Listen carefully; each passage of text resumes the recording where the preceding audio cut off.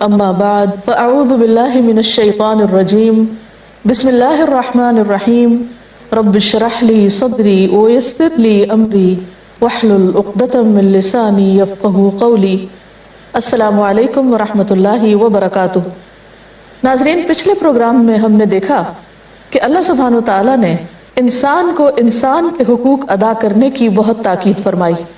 نبی صلی اللہ علیہ وسلم کی بے شمار احادیث سے ہمیں یہ بات پتہ چلتی ہے کہ دوسرا انسان کوئی بھی ہو، خواہ اپنے سے بڑا یا چھوٹا، سب کے حقوق ادا کرنا ضروری ہے۔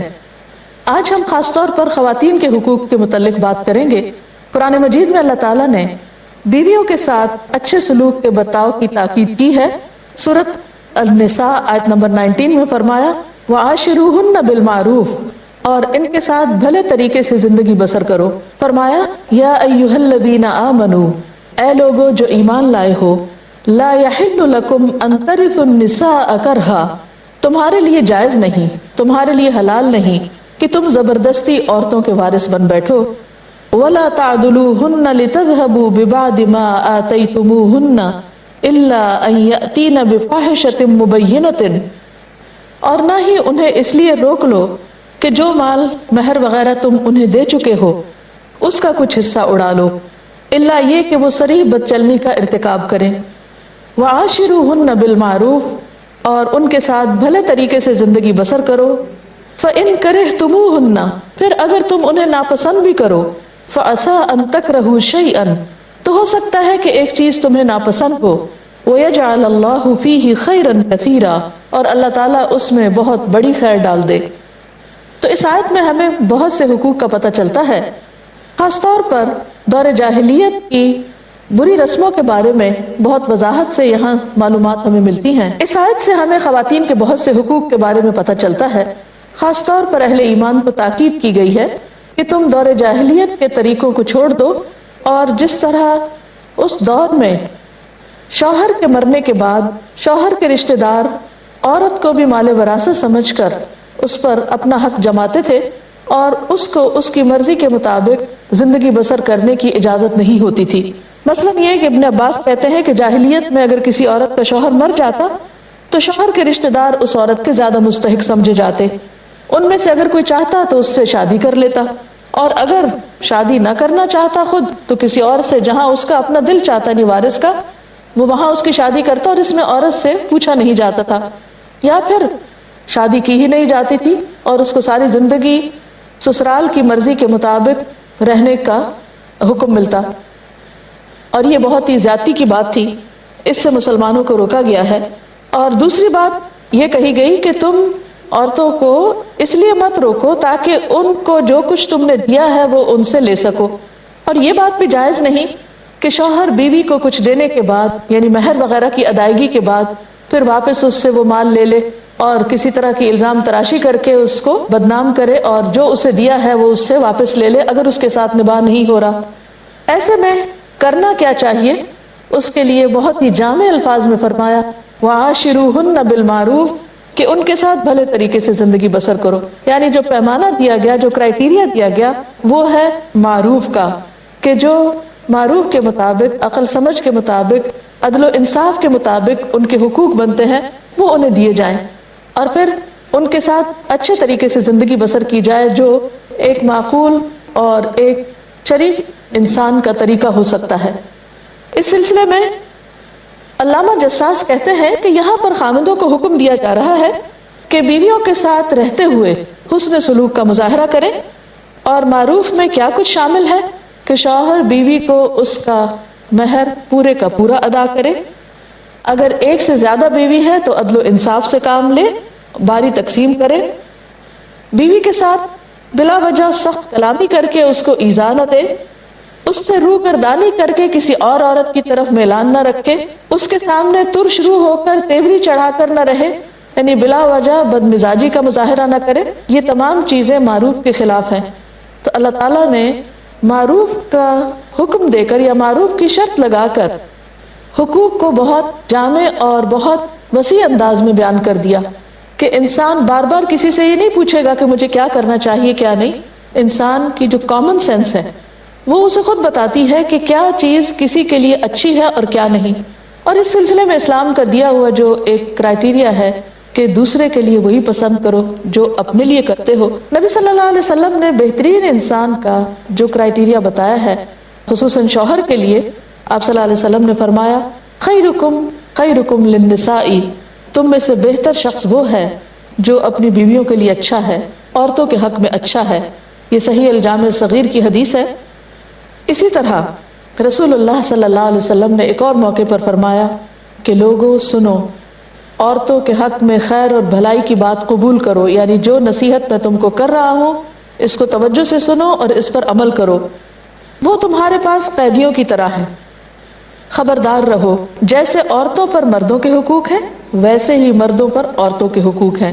سن لو کہ تم پر ان کے یہ حقوق ہیں کہ تم ان کو لباس اور کھانا دینے میں حسن سلوک کرو، یعنی ایسے نہیں کہ جیسے کوئی انسان اپنے خادم یا غلام کو دیتا ہے یا کسی پر احسان جتاتے ہوئے اس کو کوئی چیز دیتا ہے، نہیں، یہ بیویوں کا حق ہے، اور کسی کو اس کا حق دینا دراصل اپنی ذمہ داری پوری کرنا ہوتا ہے۔ جیسے اور بہت سی زندگی میں انسان پر ذمہ داریاں ہوتی ہیں، تو اگر کوئی بھی ذمہ داری انسان پوری کر رہا ہے تو اس کا یہ مطلب نہیں کہ وہ کسی پر احسان کر رہا ہے، وہ دراصل اپنے آپ پر ہی احسان کر رہا ہے۔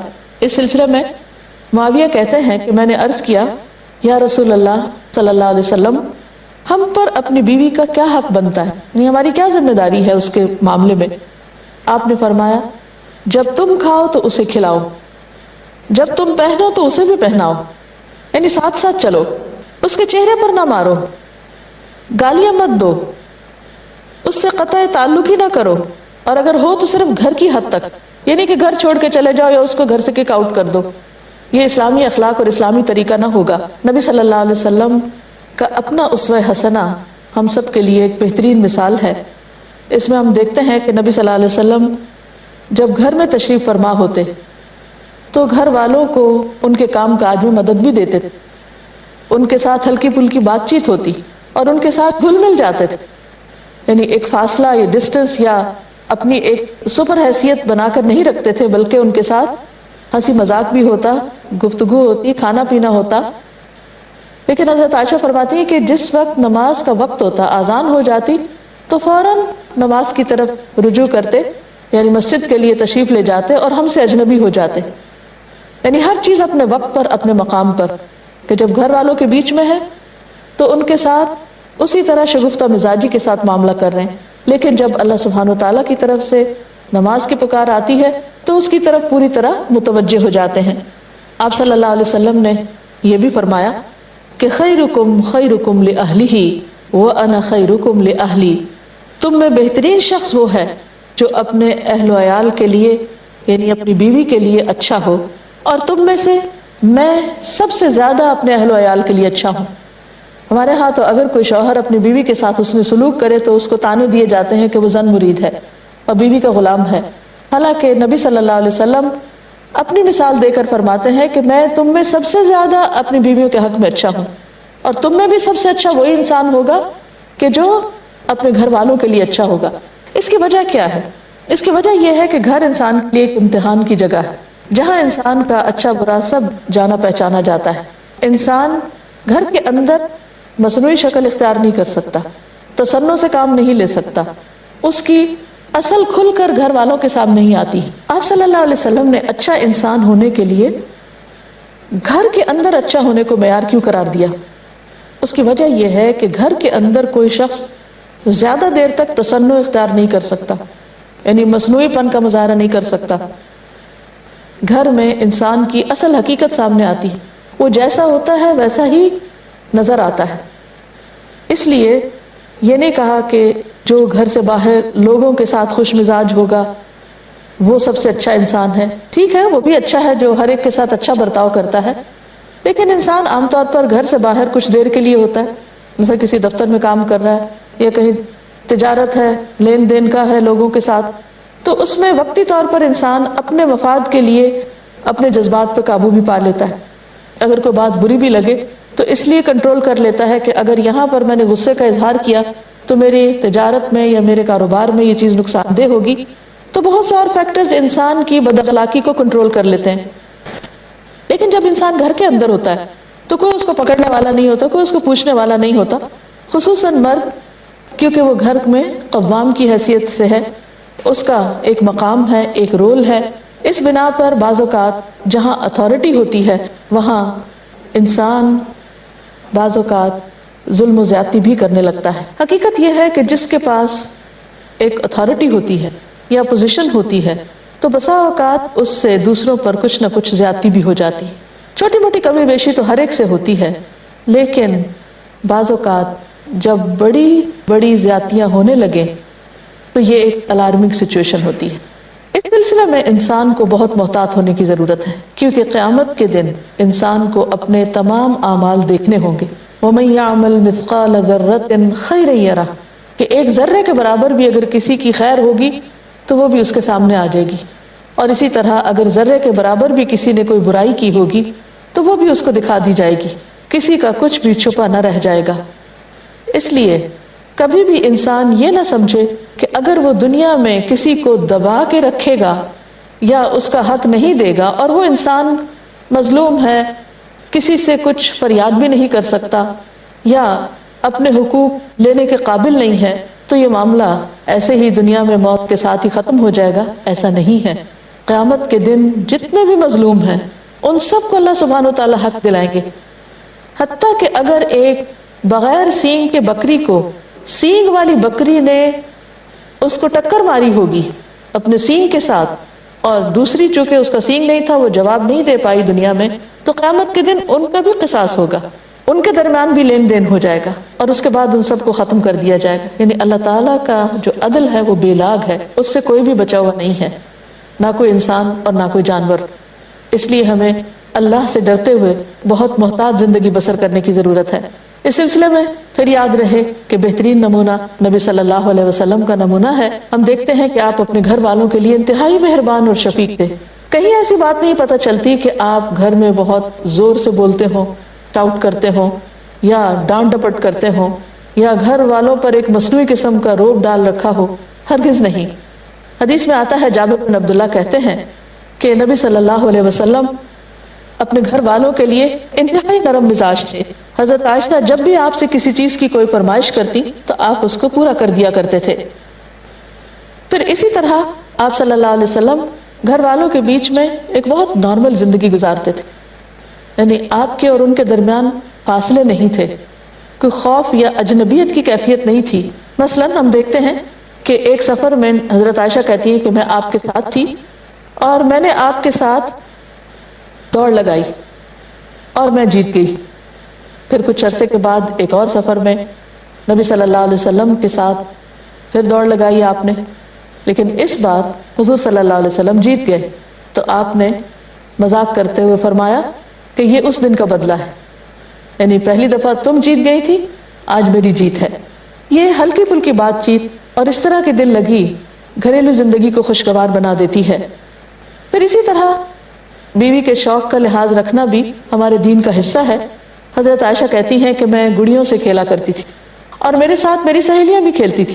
جب نبی صلی اللہ علیہ وسلم گھر تشریف لاتے تو وہ سب ادھر ادھر چھپ جاتی، آپ صلی اللہ علیہ وسلم ایک ایک کو ڈھونڈتے اور میرے پاس بھیجتے تاکہ ہم سب مل کے کھیلیں۔ اس سے آپ اندازہ لگائیے کہ آپ صلی اللہ علیہ وسلم دوسروں کے جذبات کو کس قدر سمجھنے والے تھے۔ حالانکہ آپ اللہ کے رسول بھی تھے اور آپ پر بے شمار ذمہ داریاں تھیں، لیکن گھر والوں کے ساتھ اتنا خوبصورت سلوک کہ ان کے جذبات کا خیال رکھا جائے اور ان کی ہابیز کا بھی اور ان کی پسند کا بھی۔ حضرت عائشہ چونکہ عمر میں چھوٹی تھی تو آپ سمجھتے تھے کہ ان کی مصروفیات اور ان کا شغل اور ان کی پسندیدہ چیزیں یا مشغلے کیا ہو سکتے ہیں، تو آپ صلی اللہ علیہ وسلم نے کسی بھی جائز اور کسی بھی درست چیز کو زندگی میں رکاوٹ نہیں بننے دیا اور نہ ہی دوسروں کو اس سے روکا، بلکہ اگر اس میں خیر اور بھلائی تھی تو اس پر ان کو انکریج بھی کیا۔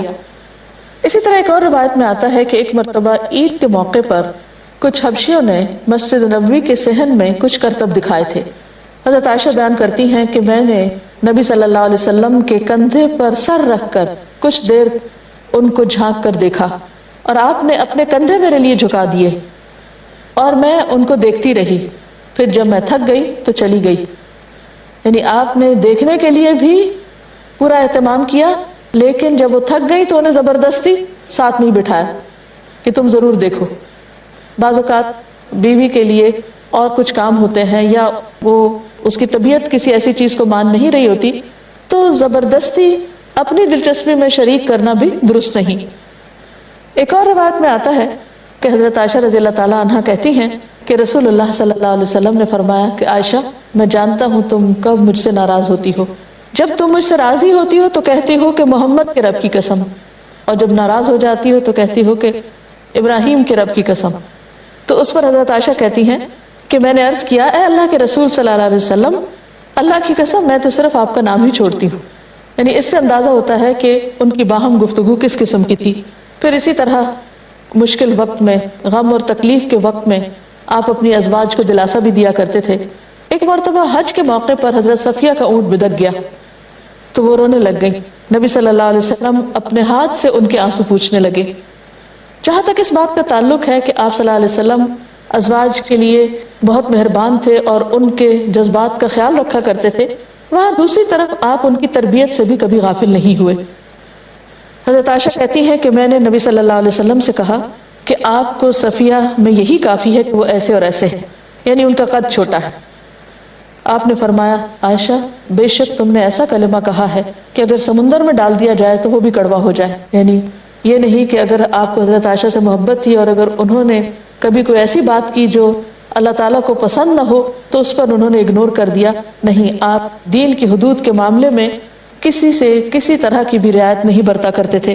حضرت عائشہ فرماتی ہیں کہ میں نے آپ کے سامنے کسی کی نقل اتاری، آپ نے فرمایا عائشہ مجھے پسند نہیں کہ میں کسی کی نقل اتاروں خواہ اس کے عوض مجھے اتنا اور اتنا مال دیا جائے، یعنی آپ نے اس عمل کو بھی پسند نہ کیا اور بہت ہی خوبصورت طریقے سے سمجھا دیا۔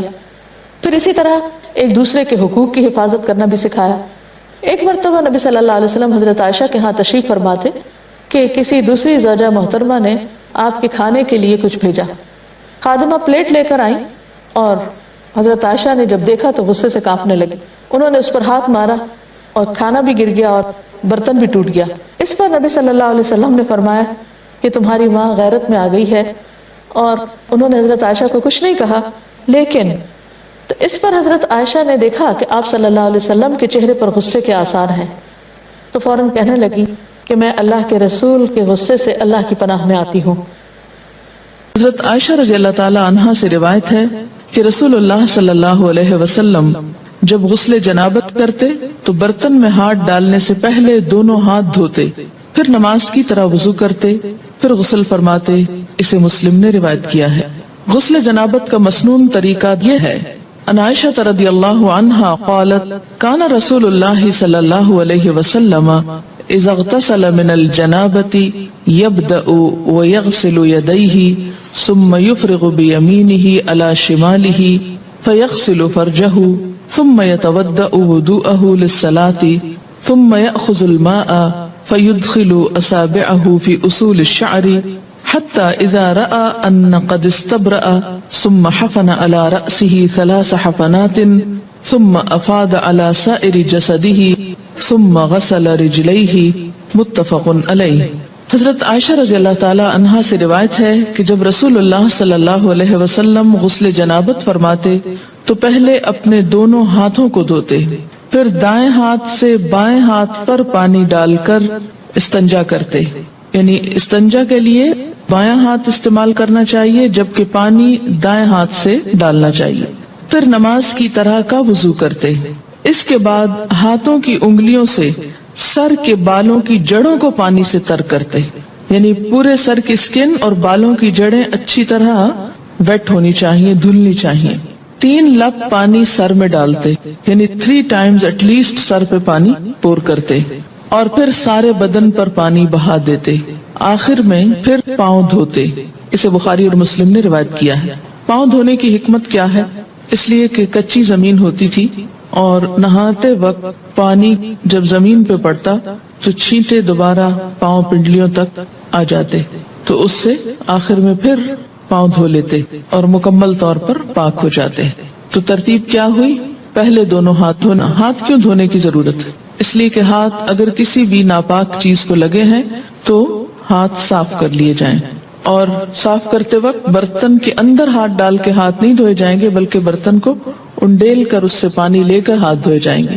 اور یہ بھی یاد رکھیے کہ اس دور میں ضروری نہیں تھا کہ ہر ایک کے پاس مگ اور پراپر نہانے کا سامان یا شاور ہو، اس لیے عموماً مٹی کے برتنوں میں کھلے یا حوض یا گھڑے کی طرح کے برتنوں میں پانی ہوتا تھا۔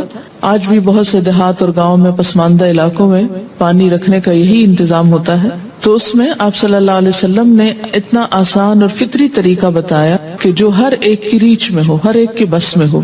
ہاتھ دھونے کے بعد استنجا، اور استنجا کرنے کے بعد پورا وضو کرنے کے بعد سر کے اوپر اچھی طرح پانی بہانا، اس طرح کے بالوں کی جڑیں تر ہو جائیں۔ کوئی اگر چیز ایسی لگی ہوئی ہو کہ جس سے سکن تک پانی نہیں پہنچتا تو اس چیز کو کھرچنا اور صاف کرنا ضروری ہے۔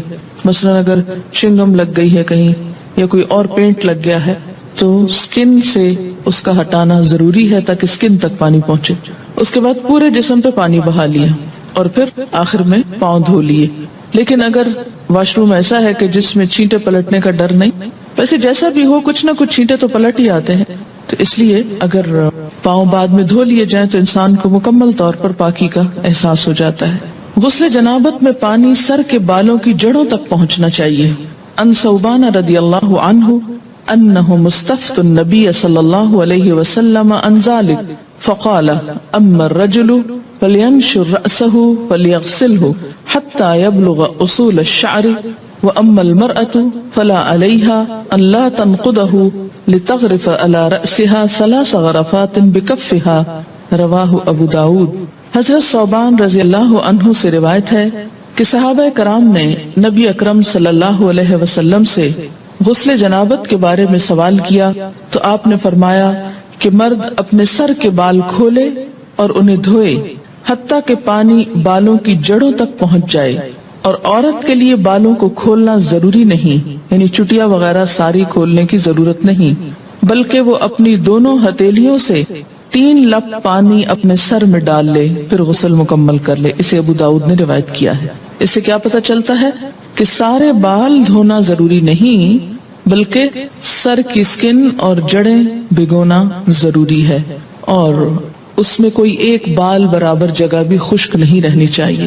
جہاں لمبے بالوں کا تعلق ہے یا لمبی چوٹی کا تعلق ہے تو وہ ایک طرف کو کر کے، یا یہ ہے کہ اگر پیچھے ہیں تو سر آگے کو کر کے دونوں ہاتھوں کو ملا کے، اس کو لپ بولتے ہیں نا، تو دونوں ہاتھوں کو ملا کے پانی اٹھا کے اچھی طرح اس سے سر کو مل لیا جائے۔ نیل پالش یا کوئی دوسری ایسی چیز جو جسم تک پانی نہ پہنچنے دے، اسے دور کیے بغیر غسل مکمل نہیں ہوتا، یعنی پاکی حاصل نہیں ہوتی۔ غسل جنابت کے لیے پانی میسر نہ ہو تو غسل کی نیت سے کیا ہوا تیمم ہی کافی ہے۔ ان عمران ابن حسین رضی اللہ عنہما ان رسول اللہ صلی اللہ علیہ وسلم رأى رجلا معتزلا لم يصلي في القوم فقال يا فلان ما منعك ان تصلي في القوم فقال يا رسول الله صلى الله عليه وسلم اصابتني جنابة ولا ماء قال عليك بالسعيد فانه يكفيك، رواه البخاری۔ حضرت عمران بن حسین رضی اللہ عنہ سے روایت ہے کہ رسول اللہ صلی اللہ علیہ وسلم نے ایک آدمی کو دیکھا جو الگ بیٹھا تھا اور لوگوں کے ساتھ نماز نہیں پڑھی تھی۔ آپ نے فرمایا اے فلاں آدمی، تو نے لوگوں کے ساتھ نماز کیوں نہیں پڑھی؟ اس نے عرض کیا میں جنبی ہوں اور پانی بھی میسر نہیں۔ رسول اللہ صلی اللہ علیہ وسلم نے فرمایا پاک مٹی سے تیمم کر لو، وہی غسل جنابت اور وضو کے لیے کافی ہے۔ اسے بخاری اور مسلم نے روایت کیا۔ اسی طرح بسا اوقات پیریڈز میں جب نہانا واجب ہوتا ہے پاک ہونے کے بعد، اور انسان بخار کی شدید کیفیت میں مثلا نہا نہیں سکتا یا کسی اور ایسی تکلیف یا بیماری میں ہے، تو اس میں بھی صرف تیمم کافی ہے، اور وہ تیمم 2 دفعہ کرنے کی ضرورت نہیں، ایک ہی تیمم غسل اور وضو دونوں کے قائم مقام ہو جائے گا۔ حیض ختم ہونے کے بعد غسل کرنا واجب ہے، یعنی اب کون کون سی چیزیں غسل کو واجب کر رہی ہیں ان سب کا یہاں ذکر کیا جا رہا ہے۔ عن عائشہ رضی اللہ عنہا ان فاطمہ بنت ابی حبیش كانت تستحاض فسألت النبي صلى الله عليه وسلم فقال ذلك عرق وليست بالحيضة فإذا أقبلت الحيضة فدع الصلاة وإذا أدبرت فاغتسلي وصلي، رواه البخاری۔ حضرت عائشہ رضی اللہ تعالی عنہا سے روایت ہے کہ حضرت فاطمہ بنت ابی حبیش رضی اللہ عنہا کو استحاضہ کی شکایت تھی، انہوں نے رسول اللہ صلی اللہ علیہ وسلم سے مسئلہ پوچھا تو آپ نے فرمایا یہ ایک رگ کا خون ہے، حیض کا نہیں، جب حیض شروع ہو تو نماز چھوڑ دو، جب ختم ہو جائے تو غسل کر کے نماز شروع کر دو۔ اسے بخاری نے روایت کیا ہے۔ تو استحاضہ کا جو سورس ہے وہ حیض کے سورس سے مختلف ہے۔ استحاضہ ایسے جیسے جسم کے کسی بھی اور حصے سے خون نکلنا۔ استحاضہ کی مریض خاتون کو حسب عادت حیض کے ایام شمار کر کے غسل کرنا چاہیے۔ عن عائشہ رضی اللہ عنہا زوج النبی صلی اللہ علیہ وسلم قالت ان ام حبیبہ رضی اللہ عنہا بنت جحش التي كانت تحت عبد الرحمن بن عوف رضی اللہ عنہ شکت الى رسول اللہ صلی اللہ علیہ وسلم الدم فقال لها امكثي قدر ما كانت تحبسك حیدتك ثم اغتسلی فكانت تغتسل عند كل صلاة رواہ مسلم۔ نبی اکرم صلی اللہ علیہ وسلم کی زوجہ محترمہ حضرت عائشہ رضی اللہ عنہا کہتی ہیں کہ عبد الرحمن بن عوف رضی اللہ عنہ کی بیوی حضرت ام حبیبہ رضی اللہ عنہا رسول اللہ صلی اللہ علیہ وسلم کی خدمت میں حاضر ہوئی اور استحاضہ کی شکایت کی۔ رسول اللہ صلی اللہ علیہ وسلم نے ارشاد فرمایا حسب عادت ایام حیض میں نماز نہ پڑھو، پھر ایام حیض ختم ہونے پر غسل کر لو۔ چنانچہ ام حبیبہ رضی اللہ عنہا ہر نماز کے لیے غسل کیا کرتی تھی۔ اسے مسلم نے روایت کیا ہے۔ نماز سے مراد جب دوبارہ حیض سے پاک ہو کر نماز شروع ہونے کا وقت ہوتا تھا اس کے لیے۔ اس کا یہ مطلب نہیں ہے کہ ہر نماز کے ٹائم پہ غسل کرتی تھی۔ غسل حیض کا طریقہ یہ ہے۔ عن عائشہ رضی اللہ عنہا ان اسماء سألت النبی صلی اللہ علیہ وسلم عن غسل المحیض فقال تأخذ احداکن ماءها وسدرتها فتطہر فتحسن الطہور ثم تصب على رأسها فتدلكه دلكا شديدا حتى يبلغ شؤون رأسها ثم تصب عليه الماء ثم تأخذ فرصة ممسكة فتطهر بها فقالت أسماء وكيف أتطهر فقال سبحان الله تطهرين بها فقالت عائشة رضي الله عنها كأنها تخفي ذلك تتبعين أثر الدم وسألته عن غسل الجنابة فقال تأخذ ماء فتطهر فتحسن الطهور أو تبلغ الطهور ثم تصب على رأسها فتدلكه حتى تبلغ شؤون رأسها ثم تفيد عليها الماء فقالت عائشة نعم النساء نساء الأنصار لم يكن يمنعهن الحياء أن يتفقهن في الدين رواہ مسلم۔ حضرت عائشہ رضی اللہ عنہا سے روایت ہے کہ حضرت اسماء رضی اللہ تعالی عنہا نے نبی اکرم صلی اللہ علیہ وسلم سے غسل حیض کے بارے میں سوال کیا کہ کیسے نہانا چاہیے اس کے بعد، تو آپ نے فرمایا پہلے پانی میں بیری کے پتے ڈال کر اچھی طرح حیض کے خون سے پاکی حاصل کر لو۔ یہ بیری کے پتوں کی ضرورت اس لیے کہ اس دور میں صابن کی ایسی صورت اور قسمیں موجود نہ تھی۔ مراد جس سے یہ کہ اچھی طرح صفائی حاصل کرنے کے لیے کہ سب میل کچیل دور ہو جائے اس پانی سے نہاؤ۔ اب دیکھیے کہ مردے کو نہلانے کے لیے بھی بیری کے پتے ڈال کر پانی کو بوائل کیا جاتا ہے اور اس سے نہلایا جاتا ہے، اور اس میں بھی ایک اب تو صابن استعمال کر لیا جاتا ہے لیکن دیہاتوں وغیرہ میں اب بھی لوگ اسی پانی سے نہلاتے ہیں، تو ایک طرح سے جراثیم کش محلول بن جاتا ہے اور ہر قسم کی نجاست کو جسم سے دھو ڈالتا ہے۔ اب یوں سمجھے کہ لیکوڈ سوپ کی طرح کا۔ پھر سر پہ پانی ڈالو، یہ مراد اس سے یہ ہے کہ جہاں جہاں نجاست ہے اچھی طرح جسم کو مل کے دھو لو، پھر سر پہ پانی ڈالو اور خوب اچھی طرح ملو تاکہ پانی بالوں کی جڑوں تک پہنچ جائے۔ پھر سارے بدن پر پانی بہاؤ، پھر خوشبو لگی ہوئی روئی کا پھاہا لے کر اس سے پاکی حاصل کرو، یعنی جسم سے ساری اسمیل دور کرنے کے لیے کیا کرو، روئی کو خوشبو لگا کر اسے جسم پر لگاؤ تاکہ خون کی ساری نجاست کا اثر اور اسمیل اور گندگی دور ہو جائے۔ آج کے دور میں بھی اگر ایسا کیا جائے تو بہت اچھا ہے، لیکن صابن وغیرہ بھی خوشبودار جو ہوتا ہے اس سے یہ کام لیا جا سکتا ہے۔ اس سے آپ اندازہ لگائیں نا کہ اسلام پاکیزگی، طہارت، صفائی ستھرائی اور خصوصاً ایک عورت سے اچھی اسمیل آنے کی طرف کتنا متوجہ کرتا ہے۔ بہت سے ازدواجی زندگیوں میں جھگڑے محض اس لیے ہوتے ہیں کہ عورتیں اپنی کیئر نہیں کرتی، اور خصوصاً جو نجاست سامنے نظر نہیں آتی اس کے بارے میں بہت کیئر لیس ہوتی، تو یہ چیز درست نہیں۔ اس لیے آپ دیکھیں کہ اللہ کے رسول صلی اللہ علیہ وسلم نے اگرچہ مسئلے میں کتنی حیا ہے لیکن اس کے باوجود اچھی طرح کھول کے بات سمجھائی تاکہ کوئی بھی ابہام نہ رہے۔ حضرت اسماء رضی اللہ تعالی عنہا نے عرض کیا روئی کے پاہے سے پاکی کس طرح، یعنی کاٹن بڈ سے کس طرح؟ آپ صلی اللہ علیہ وسلم نے فرمایا سبحان اللہ، پاکی حاصل کرو، یعنی اب اس سے زیادہ اور کیا ڈیٹیل بتاتے. یعنی اٹس انڈرسٹوڈ کہ روئی کے اوپر خوشبو لگا کے جسم کے اس حصے پہ لگاؤ کہ جہاں نجاست کے اثرات رہے ہیں تاکہ وہ سب کچھ دور ہو جائے. حضرت عائشہ رضی اللہ عنہا نے آہستہ سے بتایا کہ حیض کی جگہ پر لگاؤ. پھر حضرت اسماء نے غسل جنابت کا سوال کیا تو آپ صلی اللہ علیہ وسلم نے فرمایا پہلے پانی سے اچھی طرح استنجا کرو، پھر سر پر اچھی طرح پانی ڈال کر ملنا چاہیے تاکہ پانی بالوں کی جڑوں تک پہنچ جائے، پھر پورے بدن پر پانی ڈالو. حضرت عائشہ رضی اللہ تعالی عنہا کہتی ہیں کہ انصار کی عورتیں بھی کیا خوب عورتیں ہیں کہ دین کی باتیں پوچھنے میں شرم محسوس نہیں کرتی. اسے مسلم نے روایت کیا. عورت کے سر کے بالوں کی جڑوں میں چوٹی کھولے بغیر پانی پہنچ سکے تو چوٹی کھولنا ضروری نہیں، لیکن اگر نہ پہنچ سکے تو کھولنا ضروری ہے، کیونکہ بعض ممالک میں خواتین کے بال مثلا افریقن کنٹریز میں آپ نے دیکھا ہوگا اتنے تھک ہوتے ہیں کہ آسانی سے انگلی ان میں سے نہیں گزرتی، اور بعض چوٹیاں اس طرح جیسے ہمارے ہاں فرنٹیر کے علاقے میں اتنی باریک باریک بالوں سے بنائی بھی ہوتی ہیں اور ان کو آپس میں پھر ان کے ڈیزائن بنے ہوئے ہوتے ہیں، اور بعض اوقات وہ اس طرح چپکا بھی دی جاتی ہیں کہ جس سے اسکن تک پانی ڈائریکٹ نہیں پہنچ سکتا. تو ایسی صورت میں پھر ان مینڈیوں کو کھول دینا چاہیے.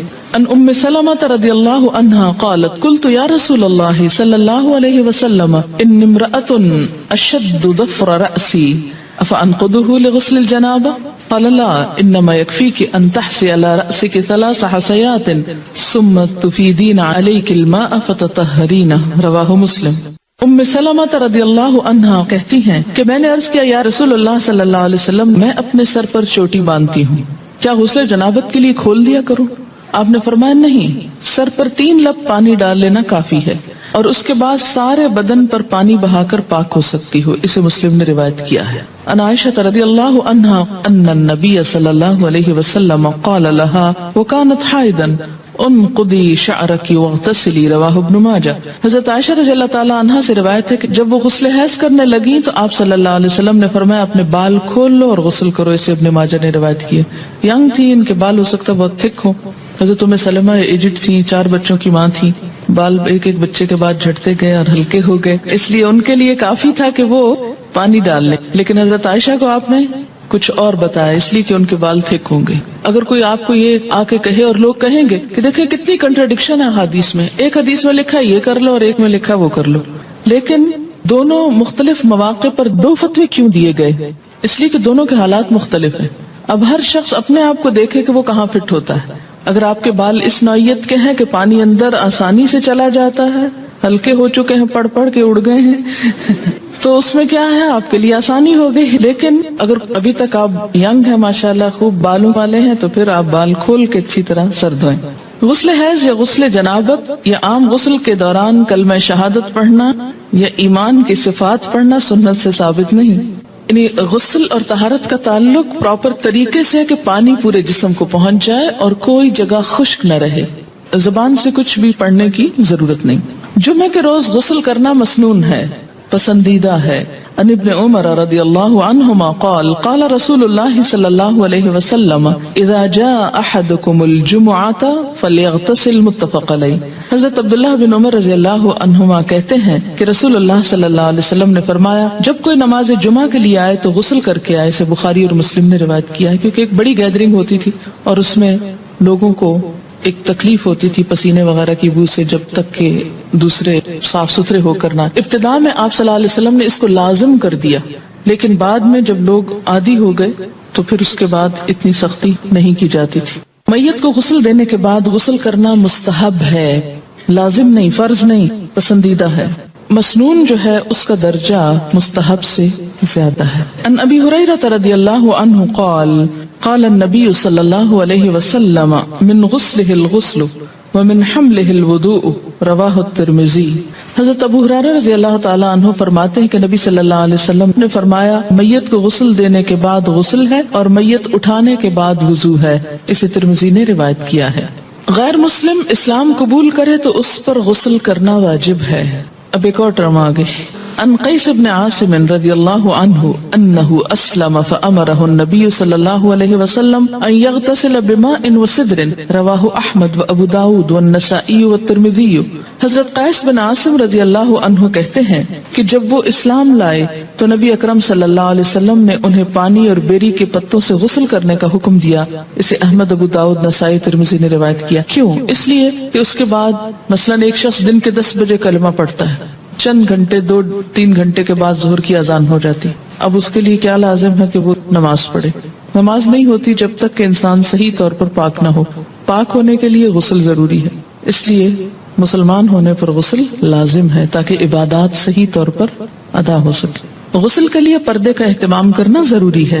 ان یعلا بن امیہ رضی اللہ عنہ ان رسول اللہ صلی اللہ علیہ وسلم رأى رجلا يغتسل بالبراز فصعد المنبر فحمد الله واثنى عليه وقال ان الله عز وجل حليم حي ستیر يحب الحیاء والستر واذا اغتسل احدكم فليستتر. رواہ ابو داود والنسائی. حضرت یعلا بن امیہ رضی اللہ عنہ سے روایت ہے کہ رسول اللہ صلی اللہ علیہ وسلم نے ایک شخص کو کھلے میدان میں برہنہ نہاتے دیکھا تو آپ صلی اللہ علیہ وسلم ممبر پر تشریف لائے، اللہ کی حمد و ثنا کی اور فرمایا اللہ عز و جل بڑا حوصلے والا اور شرم والا ہے، حجاب اور حیا کو پسند فرماتا ہے، لہذا جو کوئی غسل کرنا چاہے پردہ کر کے غسل کرے. اسے ابو داؤد اور نسائی نے روایت کیا ہے. اسی لیے اجتماعی حمام جس میں بہت سارے لوگ مل جل کر نہائیں یا سوئمنگ کریں یا پھر کسی بھی سی سائڈ پر بکنیز پہن کر اچھل کود کریں تو یہ درست نہیں. عورت کے لیے کسی دوسری عورت کو اور مرد کے لیے کسی دوسرے مرد کو غسل کرتے ہوئے دیکھنا منع ہے. عن ابی سعید الخدری رضی اللہ عنہ قال ان رسول اللہ صلی اللہ علیہ وسلم قال لا تنظر المرأة الى عورة المرأة ولا ينظر الرجل الى عورة الرجل. رواہ ابن ماجہ. حضرت ابو سعید خدری رضی اللہ عنہ کہتے ہیں کہ رسول اکرم صلی اللہ علیہ وسلم نے فرمایا کوئی عورت کسی دوسری عورت کا سطر نہ دیکھے، کوئی مرد کسی دوسرے مرد کا سطر نہ دیکھے. اسے ابن ماجہ نے روایت کیا ہے. غسل یا وضو کرتے ہوئے پانی کے استعمال میں احتیاط کرنی چاہیے. ان انس رضی اللہ عنہ قال کان رسول اللہ صلی اللہ علیہ وسلم یتودأ بالمد ویغتسل بالصاع الى 5 امداد متفق علیہ. حضرت انس رضی اللہ عنہ فرماتے ہیں کہ رسول اللہ صلی اللہ علیہ وسلم وضو کے لیے 1 مد پانی نصف لیٹر سے کچھ زیادہ، ½ لیٹر سے تھوڑا سا زیادہ، اور غسل کے لیے 1 سا پانی تقریباً 1 لیٹر سے 5 مد پانی تقریباً 3 لیٹر تک استعمال کرتے تھے. اسے بخاری اور مسلم نے روایت کیا ہے. جی ہاں، ہم تو بالٹیاں اور ٹب بہا دیتے ہیں، ٹینک خالی کر دیتے ہیں، ٹینکرز منگواتے ہیں. دیکھیے آپ صلی اللہ علیہ وسلم سے ایک شخص نے یہی بات کہی تو آپ نے فرمایا خواہ تم دریا کے کنارے ہو پھر بھی ضرورت پہ استعمال کرو. آج آپ دیکھیں کہ کس قدر یہ پرابلمز ہو رہے ہیں وسائل ریسورسز کے مس یوز کرنے کی وجہ سے، جتنی پولوشن ہو رہی ہے اور جتنا نقصان ہو رہا ہے. اس میں ضرور کوئی حکمت ہے. چلیے ہم اگر اتنا نہیں تو ایٹ لیسٹ کچھ تو بچت کر سکتے ہیں، کوشش کرنے پر ہو بھی سکتا ہے. ایسا ہے کہ ہمارے ہاں عادت کیا ہے کہ آپ ٹوتھ پیسٹ لگاؤ، برش کو آہستہ آہستہ ٹیپ کھول دو، وہ کھلی رہے، آپ برش کرتے رہیں، شیشہ دیکھتے رہیں، ادھر ادھر دیکھتے رہو، کھلی ہے. تسلی کیا ہے کہ اب جب ایک دم ضرورت پڑے گی تو کھولنی نہیں پڑے گی. اچھا اسی طرح اگر آپ نے چولہا جلا دیا ایک دفعہ تو کھلا رہے، گیس جلتی رہے، دوبارہ پھر ایک تیلی ضائع ہوگی. یا یہ کہ اب کون ماچس کھولے اور اس میں سے لائٹر آن کرے، پریس کرے اور اس میں اٹھائے اور لگائے. تو بہتر ہے کھلا رہے، جتنی دیر 2 4 5 گھنٹے کچن میں کام ہو رہا ہے بس جل رہی ہے گیس. تو یہ سب چیزیں اسراف میں آ جاتی ہیں. ایسا کرنا جو ہے وہ دوسرے انسانوں کے حق کو مارنا ہے. پھر اسی طرح باتھ روم میں کوئی نہیں، بس بجلی جلتی رہے، اس لیے کہ پھر کبھی جانا پڑا تو پھر کون بٹن آن کرے گا. تو اس سے آپ دیکھیں کہ بے وجہ ایک تو بل پے کرتے ہیں آپ، دوسری بات یہ ہے کہ ریسورسز ضائع ہوتے ہیں. ہمارے ملک میں پہلے ہی بجلی کی کمی ہے، بہت سے گاؤں دیہات وغیرہ کو بجلی کیوں نہیں مل رہی؟ اس لیے کہ بجلی ہے نہیں. اسی طرح بعض اوقات لوڈ شیڈنگ ہو جاتی. کیوں کرنی پڑتی ہے لوڈ شیڈنگ؟ اس لیے کہ ہم احتیاط سے استعمال نہیں کرتے. تو ہر چیز اپنی ضرورت اور حد کے اندر ہو تو وہی بہتر ہے. یعنی بخل اور کنجوسی کے لیے بھی نہیں کہا گیا کہ اب اگر ضرورت ہے تو آپ لائٹ نہیں جلائیں کہ بجلی کا بل دینا پڑے گا، یا یہ ہے کہ یہ ضائع ہو رہی ہے. نہیں، ضرورت اگر تھوڑی روشنی کی تھوڑی، زیادہ تو زیادہ، اس سے زیادہ کی ضرورت ہے اس سے زیادہ، لیکن ضرورت ہو. مگر بلا ضرورت بے وجہ صرف شان و شوکت کی نمائش کے لیے اور دکھاوے کے لیے وسائل کو ضائع کرنا یہ اسلامی طریقہ نہیں ہے. مسنون طریقے سے غسل کرنے کے بعد وضو کی ضرورت باقی نہیں رہتی. عن عائشہ رضی اللہ عنہا قالت کان رسول اللہ صلی اللہ علیہ وسلم لا يتوضأ بعد الغسل رواہ ابو داؤد والترمذی وابن ماجہ والنسائی والحاکم. حضرت عائشہ رضی اللہ عنہا فرماتی ہیں کہ رسول اللہ صلی اللہ علیہ وسلم غسل کے بعد وضو نہیں کیا کرتے تھے، کیونکہ غسل شروع ہونے سے پہلے سب کچھ استنجا بھی کر لیتے، وضو بھی کر لیتے اور پھر صرف پانی بہاتے تھے. اسے ابو داؤد، ترمذی، ابن ماجہ، نسائی اور حاکم نے روایت کیا. اس سے کیا پتہ چلتا ہے کہ انسان اس کے بعد اگر نماز پڑھنا چاہے تو نماز بھی پڑھ سکتا ہے. ہمارے ہاں تو یہ تصور ہے کہ سر سے دوپٹہ اترا تو وضو ٹوٹ جائے گا، یا یہ ہے کہ اگر کپڑے چینج کیے تو وضو ٹوٹ جائے گا. تو کپڑے چینج کرنے سے اور سر کے دوپٹہ اترنے سے وضو نہیں جاتا، اور اس کے لیے یہی دلیل ہے. جی پسندیدہ یہی ہے کہ ہر کام میں دائیں طرف استعمال کیا جائے. اسی طرح نہاتے وقت اگر جیسے بازو پہ صابن لگا رہے ہیں تو پہلے رائٹ سائڈ پہ لگائیے، ہاں پھر دوسری طرف آ جائے. لیکن یہ بھی ہو سکتا ہے نا کہ پہلے اگر ہاف اوپر والے کو اگر آپ پہلے دائیں اور پھر بائیں پہ کر لیا، پھر دائیں ٹانگ اور بائیں اس پہ کر لیا، یا سارا اوپر سے نیچے تک رائٹ پہلے کر لیں پھر پورا لیفٹ کر لیں، تو جیسے بھی آسانی ہو. جی ہاں، پانی کا بھی حساب ہوتا ہے. ان کا سوال یہ ہے کہ شاور کے نیچے کھڑے ہو کر عموماً نہایا جاتا ہے تو کیا نہا سکتے ہیں؟ نہا سکتے ہیں، ایسی کوئی پابندی نہیں کہ آپ بیٹھ کر ہی نہائیں. اور خاص طور پر جب آپ جسم پہ پانی بہائیں گے تو بیٹھ کر پانی کیسے بہے گا؟ وہ تو پوری طرح آپ پاک نہیں ہو سکتے، منع نہیں کیا گیا. ایک بات یاد رکھیے، اس میں بڑی آسانی رہے گی آپ سب کو کہ ناپاکی دو طرح کی ہوتی ہے، جنابت، اور اسی میں جنابت کی دو بڑی وجوہات ہیں، انٹرکورس اور احتلام. یہ جنابت میں آ جاتی ہیں دونوں چیزیں، ٹھیک ہے، یہ غسل کو واجب کرتی ہیں. اور دوسری بڑی ناپاکی کیا ہے؟ حیض. ان دونوں کے بعد یعنی جنابت اور حیض دونوں کے بعد نہانا فرض ہے، لازم ہے، الا یہ کہ کوئی بیمار ہو. اس صورت میں کیا ہے؟ تیمم ہے. واضح. جمعے کے دن نہانا مسنون ہے، مسلمان ہونے کے بعد نہانا واجب ہے، مردے کو غسل دینے کے بعد نہانا مستحب ہے. عام طور پر پاکیزگی اور صفائی ستھرائی کے لیے نہانا بھی مستحب ہے، اچھا ہے، انسان کی کیفیت زیادہ بہتر ہوتی ہے بنسبت اس کے کہ انسان میلا کچیلا رہے. اتنی بات سمجھ میں آ گئی. اب جو فرض غسل ہے، کون کون سا؟ جنابت اور حیض دونوں کا فرض غسل. اس میں آپ دیکھیے کہ پھر دو تین چیزیں لازم ہیں. ایک یہ ہے کہ وضو کی طرح کا وضو ہو. وضو سے مراد کیا ہے؟ کلی اور ناک میں پانی ڈالنا، باقی تو سارا آپ دھو ہی لیتے ہیں. اگر آپ وضو نہیں کریں گے، کلی اور ناک میں پانی نہیں ڈالیں گے، تو آپ کا پاک ہونے کا غسل نہیں ہوگا. اور دوسری بڑی شرط کیا ہے؟ سارے جسم پہ پانی بہانا، کہ ایک بال جتنی جگہ بھی خشک نہ رہے. اگر کوئی چیز بھی جسم کو لگی ہوئی ہے تو اس کو اتار دیجیے، ہٹا دیجیے، صاف کر دیجیے. اور اس کے بعد بعض اوقات لوگ نیل پالش وغیرہ اتارتے ہیں، لیکن کیا ہوتا ہے سامنے سے اتار دیتے اور باریک حصے نہیں دیکھتے کہ جو اندر تک لگی ہوئی ہوتی. اسلام نیل پالش کا دشمن نہیں ہے. اگر آپ نے آٹا گوندا ہے اور آٹا آپ کے ہاتھوں کے ساتھ سوکھ کے اندر کو ناخنوں میں لگ گیا ہے اور وہ نہیں آپ نے اتارا اور آپ نہا چکے، تو اس سے آپ کا غسل نہیں ہوتا. ٹھیک ہے. کلی اور ناک میں پانی ڈالنا، استنجا کرنا کہ ہر طرح کی نجاست اتر جائے، اور پورے جسم پہ پانی بہانا اس طرح کہ کوئی بال بھی خشک نہ رہے. یہ فرض غسل کے لیے. باقی مسنون غسل میں کیا ہے؟ اسی طرح ہی ہے طریقہ، لیکن بعض اوقات کیا ہوتا ہے کہ اگر کوئی کمی بیشی رہ گئی تو حرج کوئی نہیں، کوئی گناہ کی بات نہیں. مستحب غسل میں بھی. اور عام روزمرہ میں اگر آپ سر نہیں دھو رہے، صرف نیچے کا دھڑ جو ہے اس کو دھو رہے ہیں تو بھی کافی ہے. ضروری نہیں کہ ہر دفعہ نہانے میں سر ضرور دھویا جائے. بعض لوگ نہیں دھو سکتے، بعض اوقات پانی کی کمی ہوتی ہے یا کسی اور مسئلے میں انسان سر کو بار بار گیلا نہیں کر سکتا، تو اتنا بھی کافی. جی ہاں، وہ پیر دھونا فرض نہیں ہے. اگر خاص طور پر نجاست لگی ہے تو دھو دیں. اور اگر آپ سمجھیں کہ سب ٹھیک ہے، چپل پہنا ہوا ہے اور کوئی چھینٹے ایسے نہیں پڑے، تو اوپر سے جو پانی آ رہا ہے اور وہ پاؤں تک بہ گیا، پاؤں ساتھ ہی دھل گئے اور پاؤں میں چپل ہے، تو کوئی حرج نہیں ہے اگر الگ سے نہ بھی دھوئے جائیں. اگر جنابت، احتلام، حیض و نفاس ان تمام طریقوں سے پاکی حاصل کرنے کے لیے ایک ہی طرح کا غسل کیا جائے گا، تینوں کا طریقہ الگ الگ ہے. ایک ہی طرح کا غسل. ناپاک کپڑے کو پاک کرنے کا مکمل طریقہ کیا ہے؟ طریقہ یہ ہے کہ پہلے ناپاکی کو تلاش کریں کہ ہے کہاں، اس کا نشان، داغ، کچھ بھی جب نظر آ جائے تو اس حصے کو الگ کر لیں باقی کپڑے سے. مثلا اگر اس پہ کچھ لگا ہوا ہے کہیں تو میں پہلے دیکھوں گی کہ کہاں ہے. اچھا یہ مل گئے، چلیے اب اس کو الگ پکڑ لیجیے باقی حصے سے. ٹھیک ہے. پھر اس کو آپ ٹیپ کے نیچے کیا کریں، اس حصے کو آپ اچھی طرح مل لیں، رگڑ لیں اس کو. پہلے اس حصے کو کیا کریں، اچھی طرح دھویں، صابن لگائیں. پھر اس کے بعد کیا ہے کہ اس کے ذرا سے پیچھے والے حصے کو، کیونکہ پانی وہ اس کا پھیل کے پیچھے تک آ جاتا ہے، لیکن یہاں سے پکا پکڑیں کہ پورے اس پہ نہ چلا جائے. پھر اس کے بعد ایک دفعہ پانی صاف ڈالیں اور اس کو اچھی طرح نچوڑ لیں. پھر اس کے بعد پھر نچوڑ لیں. پھر تیسری دفعہ اور ذرا سا دیکھ لیں کہ پانی کیسا نکل رہا ہے، میلا یہ صاف ہے، بل گیا کافی. کیا احتلام، مزی، لیکوریا، حیض، ان تمام کے داغ والے کپڑوں کو ایک ہی طریقے سے پاک کیا جائے گا یا الگ الگ طریقہ ہے؟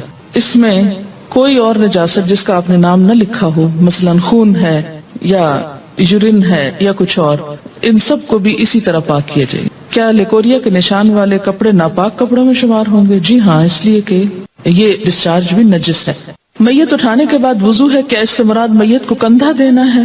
اس سے مراد تخت پر جب میت کو نہلا چکے ہوں اور کفن پہنانے کے لیے اس کو اٹھا کے ہاتھ لگا کے آپ رکھ رہے ہوں، کہاں، چارپائی وغیرہ پر، تو اس کے بعد وضو کر لیجیے. کیوں؟ ہو سکتا ہے اٹھانے میں آپ کے جسم پر کوئی ایسی چیز لگ گئی ہو، یعنی وہ ایک شک سا پڑ جاتا ہے نا کہ ہم نے اٹھایا ہے. اور اٹھانے سے مراد یہ نہیں کہ صرف آپ اس کے بال پکڑیں گے یا پاؤں پکڑیں گے. میت کو جب اٹھایا جاتا ہے تو اس میں اس کی بیک کے نیچے، اس کی ٹانگوں کے نیچے، پاؤں کی طرف سے یوں ہاتھ، جیسے بچے کو نہیں اٹھاتے اس طرح کر کے ہاتھ نیچے سے ہاتھ دے کے رکھتے، ورنہ تو اس کی کمر ٹوٹ جائے، وہ تو سارا بوجھ ڈالے ہوئے ہوتا ہے. ٹھیک ہے، تو جس طرح ایک چھوٹے بچے کو آپ صرف گردن سے پکڑ کے نہیں اٹھاتے یا گردن اور پاؤں سے پکڑ کے نہیں اٹھاتے، بلکہ کیا کرتے، نیچے سے ہاتھ دیتے. اب آپ دیکھیے کہ جب مردے کو نہلاتے ہیں نا، تو بسا اوقات مردے کے اندر سے مسلسل ڈسچارج ہوتا رہتا ہے اور وہ ڈسچارج ناپاک ہوتا ہے، پیلا پانی عموماً نکلتا رہتا ہے. بعض اوقات یہ ہوتا ہے کہ موت کی جو شدت ہوتی ہے، سختی ہوتی ہے، اس سے یورین پاس ہو جاتا ہے یا کوئی اور نجاست جسم سے نکل آتی، کیونکہ انسان ایک کشمکش کی حالت میں ہوتا ہے، شدید تکلیف کی حالت میں. تو جب جان نکلتی ہے تو وہ ایک خوف، آپ دیکھیں نا کہ جب خصوصاً اگر مردے کے پاس ایسے فرشتے آئے ہوں کہ جو عذاب والے ہوں، تو ان کو دیکھتے ہی خوف زدہ ہو جاتا ہے. تو اس خوف میں جیسے آپ نے دیکھو کہ بعض بچوں کو مار پڑے تو پیشاب نکل جاتا ہے، ان کا ہوتا ہے نا خوف کی حالت میں. تو اس طرح بسا اوقات کچھ ڈسچارجز ہوتے. بعض اوقات مردہ کسی زخم یا پیٹ کی بیماری میں مبتلا ہوتا ہے، تو نہلانے کے بعد، غسل دینے کے بعد، یہ بعض اوقات قتل وغیرہ کا مسئلہ ہوتا ہے، کوئی خون نکل رہا ہوتا ہے، تو نہلا چکنے کے بعد بھی قبر میں لے جانے تک ڈسچارج ہوتا چلا جاتا ہے. It depends. اب جب آپ اس کو اٹھاتے ہیں اس تخت سے اسٹریچر پہ یا اس میت کی جو چارپائی ہے اس پہ ڈالنے کے لیے، تو پھر انسان کے دل میں ذرا تصور میں لائیں کہ آپ نے کسی مردے کو ہاتھ لگایا، اس کے بعد آپ کی فیلنگ کیا ہوگی؟ جیسے آپ کو کچھ لگ گیا، یہ فیلنگ آتی ہے نا جب آپ مردے کو ہاتھ لگاتے ہیں، تو آٹومیٹیکلی ایک نفسیاتی کیفیت ہوتی ہے انسان کی کہ کچھ مجھ کو لگ گیا ہے. کئی لوگ تو ہاتھ ہی نہیں لگاتے کہ شاید مجھے یہ پکڑ ہی نہ لے. تو یہ جو اندر ایک نفسیاتی خلل آتا ہے نا انسان کے، اس کا ازالہ کیا ہے؟ اگر نہلایا تو چھینٹے پڑیں گے اپنے اوپر، تو نہا لیں آپ خود بھی تاکہ دل سے سب خلش دور ہو جائے. اور اگر آپ نے نہلایا نہیں، صرف اٹھانے میں مدد دے کے رکھا ہے، تو آپ وضو کر لیں تاکہ آپ کے اندر کی کیفیت درست ہو جائے اور آپ کی نماز میں دل لگے. یاد رکھیے کہ جو غسل اور وضو کے جتنے بھی مواقع ہیں، یہ سارے اسی لیے ہیں کہ انسان کی نماز میں سکون آئے. عام حالت میں بھی جو وضو کرنے کے لیے کہا جاتا ہے نا، تو آپ دیکھیں کبھی ہم کھا پی رہے ہوتے ہیں، کبھی ہم ہنس رہے ہوتے ہیں، کبھی ہم دنیا میں انوالو ہوتے ہیں. تو پھر جب ہم نماز کے لیے جاتے ہیں تو وضو نماز کی تیاری ہے، اس کے خشوع و خضوع میں ہیلپ کرتا ہے، اس لیے یہ حکم دیا گیا. لیکن اگر کوئی نہیں کرتا وضو تو کوئی گناہ کا کام نہیں ہے. جی نہیں، مردے کا سطر تو نہیں کھولیں گے، لیکن اس کے باوجود جسم سے اگر کچھ رس رہا ہے، بعض بیماریوں میں رستا ہے، بعض حالات میں رستا ہے، کوئی بھی ریزن ہو سکتا، تو کوئی بھی چیز جو مردے کے جسم سے نکل رہی ہے وہ پاک نہیں ہے.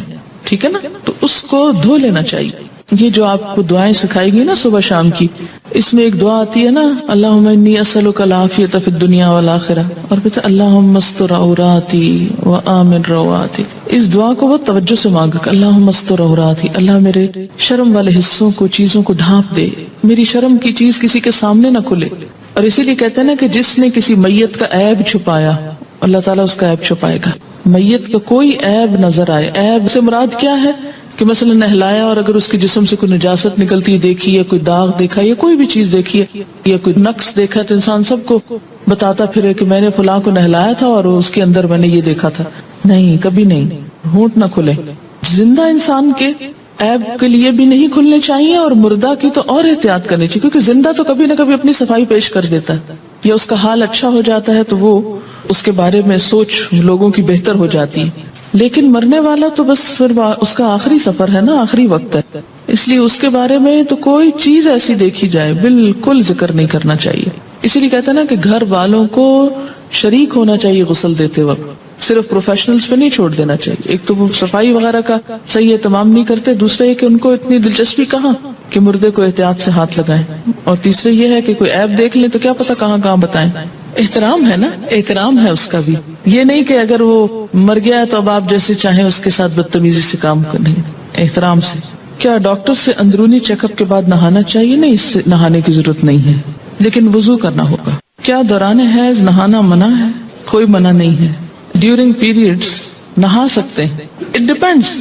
بعض لوگوں کو نہانے سے تکلیف ہوتی ہے، بعض کو نہانا زیادہ اچھا رہتا ہے. اپنی اپنی عادت کے مطابق کر لیجیے. عورتوں اور مردوں کے غسل کرنے کے جو فرائض ہیں اس میں کوئی فرق نہیں. اچھا، یہ ان کو مشکل پتہ کیوں پیش آ رہی ہے؟ اس لیے کہ بعض احادیث مکمل ہیں، بعض احادیث میں صرف ایک مسئلہ بیان کیا گیا. تو اسی لیے میں ہمیشہ کہتی ہوں نا کہ جز کو دیکھ کر یہ نہ سمجھے کہ کل اسی کے اندر ہے. کیا ننگے بدن پر وضو ہو جاتا ہے؟ یہ ابھی میں نے کیا کہا ہے. جنابت میں ایک ہی دن 2 بار غسل کرنا پڑ جائے تو اس کے لیے کیا رخصت ہے کہ صرف نیچے والا حصہ دھو لیا جائے؟ کوئی رخصت نہیں ہے. جب جنابت کی حالت ہو تو نہانا ہوگا نماز کے لیے.